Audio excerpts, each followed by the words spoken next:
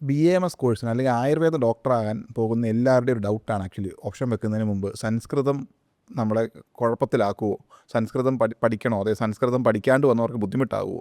ഈ ഒരു ചോദ്യം എല്ലാ ആയുർവേദ ഡോക്ടറിന് ചൂസ് ചെയ്യുന്നതിന് മുമ്പ് അല്ലെങ്കിൽ BAMS ഓപ്ഷൻ വെക്കുന്നതിന് മുമ്പ് ചോദിക്കുന്ന ഒരു കോമൺ ഡൗട്ടാണ്. അതിനെപ്പറ്റി ഡിസ്കസ് ചെയ്യാം അല്ലേ? അതെ അതെ.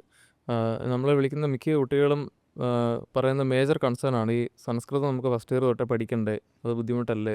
ചില ആളുകൾ ഈ BAMS എന്ന് പറയുന്ന ഓപ്ഷനേ വേണ്ടാന്ന് നോക്കുന്ന ഈ ആയുർവേദം പഠിക്കണോ, ഈ സംസ്കൃതം പഠിക്കണമല്ലോ എന്നുള്ള ഒരു രീതിയിലാണ്.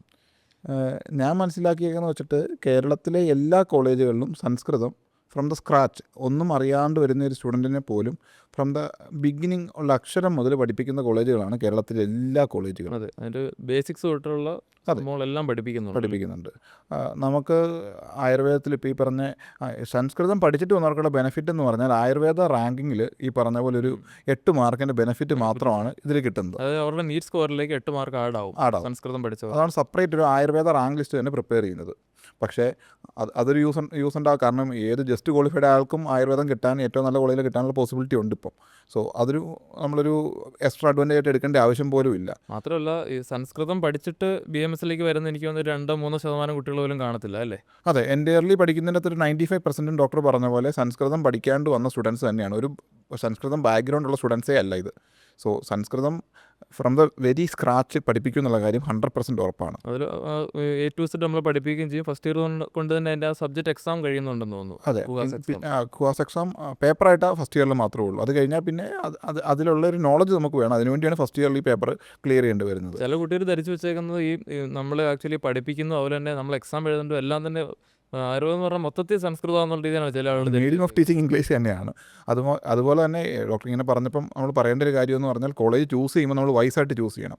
കാരണം നല്ല ടീച്ചിങ് സ്റ്റാഫ് ഉള്ളോടെ നോക്കി ഇതിനകത്ത് നല്ല എക്സ്പീരിയൻസ്ഡ് ആയ ആളുകളുണ്ട്. എന്ന് പറഞ്ഞാൽ കോളേജ് തുടങ്ങിയിട്ട് ഒരു 18 വർഷം 19 വർഷം 20 വർഷമൊക്കെ ഇതിൻ്റെ അകത്തൊരു എക്സ്പീരിയൻസ്ഡ് ആയ ടീച്ചേഴ്സുണ്ട്, സംസ്കൃതം ടീച്ചേഴ്സുണ്ട്. അങ്ങനെയുള്ള കോളേജ് നോക്കി ചൂസ് ചെയ്യുവാണെങ്കിൽ ഒരിക്കലും ഒരു ബുദ്ധിമുട്ടുണ്ടാകത്തില്ല.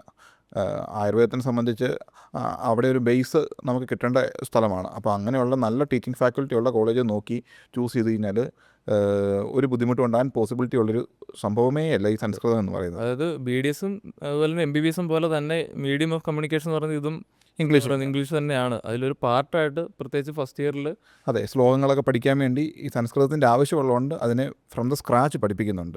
നമ്മൾ ചേർത്തേക്കുന്ന ഒരു കുട്ടികളും സംസ്കൃതം നമുക്ക് പറ്റുന്നില്ല. ആ ഒരു രീതിയിൽ ഇതുവരെ ഒരു റിവ്യൂ പറഞ്ഞായിട്ട് നമുക്ക് അറിവില്ല അല്ലേ? അതെ, തീർച്ചയായിട്ടും കേട്ടിട്ടില്ല ഇതുവരെ. നമുക്ക് പഠിക്കുന്ന സ്റ്റുഡൻസായിട്ട് സംസാരിക്കാൻ അതിനുള്ള ഓപ്ഷൻസ് ഉണ്ട്. നമുക്ക് BAMSൻ്റെ സ്കോപ്പോ അല്ലെങ്കിൽ BAMSൻ്റെ ഒരു എങ്ങനെ ഒരു കോളേജ് ചൂസ് ചെയ്യുന്നതിനെ പറ്റി സംബന്ധിച്ചൊരു വെബിനാർ നമ്മൾ കണ്ടക്ട് ചെയ്യാൻ ആഗ്രഹിക്കുന്നുണ്ട്. അതിൻ്റെ അകത്ത് രജിസ്റ്റർ ചെയ്യാൻ വേണ്ടി നമ്മുടെ താഴെയുള്ള ഗൂഗിൾ ഫോം ഫില്ല് ചെയ്യാം. നമ്മുടെ വാട്സപ്പ് കമ്മ്യൂണിറ്റിയിൽ ജോയിൻ ചെയ്യാൻ വേണ്ടി താഴെയുള്ള ലിങ്കിൽ നിങ്ങൾക്ക് ക്ലിക്ക് ചെയ്യാം. വേറെ എന്തെങ്കിലും ഉണ്ടെങ്കിൽ നമ്മൾ കോൺടാക്ട് ചെയ്യാം. Feel free to contact us. Thank U.